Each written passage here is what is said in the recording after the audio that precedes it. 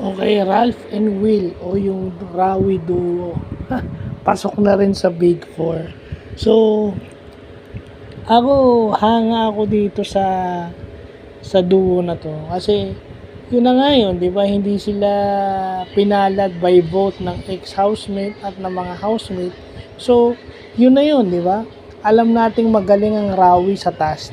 So, yun na nagpapatunay na magaling itong dalawa na to sa task. At talagang matalino silang dalawa. Physically able and intellectually able sila. So nakita nung may mali, hindi sila nagpanik, di ba? Nakita agad nila baliktad. So inayos lang nila. And doon ako doon sa mga nagagalit ng babash kay Ralph. When Ralph came back as a wild card, Ralph came there not for a love team. Okay? Hindi nagpunta si Ralph doon para magka-love team. I mean kasi, inaakala nyo na kapag pinabalik nyo si Ralph, akala nyo it's for AC. Yes. Pwedeng ligaw. Siguro kung liligawan niya si AZ, kung may gusto man siya o may pag-ibig o pagmamahal na siyang nararamdaman kay AC, sino ba namang hindi, di ba? Sino ba namang hindi magkagusto kay AC, di ba? Pero, siguro naisip ni Ralph na sa labas, kung gusto niyang ligawan, kasi, presumption lang na AC is single. Single na siya. So, paglabas siguro, yun pwede na.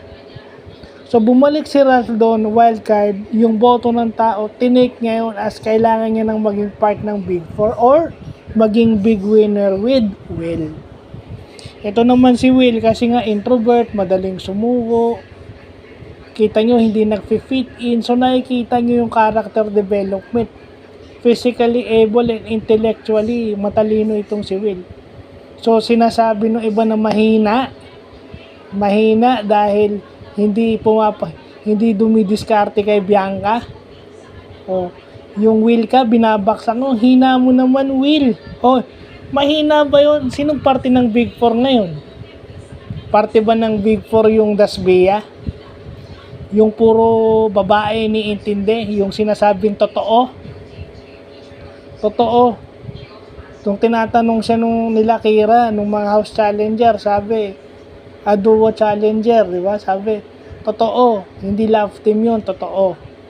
So, I mean, ngayon, tinatablan tayo ng totoo. Na yung Rawi pasok na sa Big Four. So, tignan na lang natin kung makakahabol pa yung Asber at saka yung Breka. Di ba?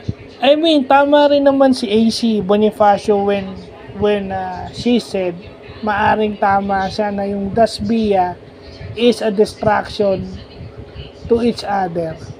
Yun. Distraction to each other kasi pwede naman silang mag-shine individually. Yun yung sinabi ni AC Bonifacio. Na sa tingin natin tama kasi sa task na ganun, hindi ka pwedeng ma-distract.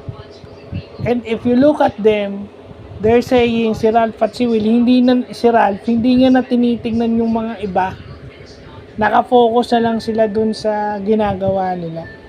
So, nung nakuha na nila yung diskarte kung paano hilahin yung black, tinuloy-tuloy na lang nila yun. Pero medyo natagalan din sila sa pagkuha nung una.